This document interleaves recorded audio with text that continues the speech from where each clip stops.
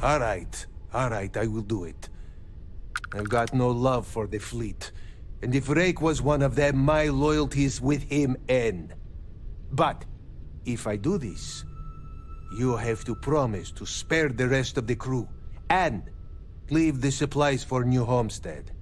Is that all it takes for you to flip on me, Dimitri? Unbelievable. It is either you or all of us, Austin.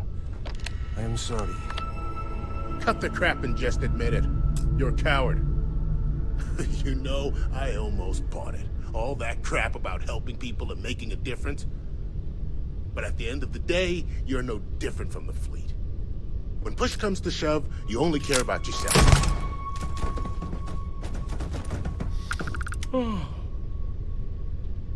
Are you yawning in the middle of this while I'm breaking it down? Huh?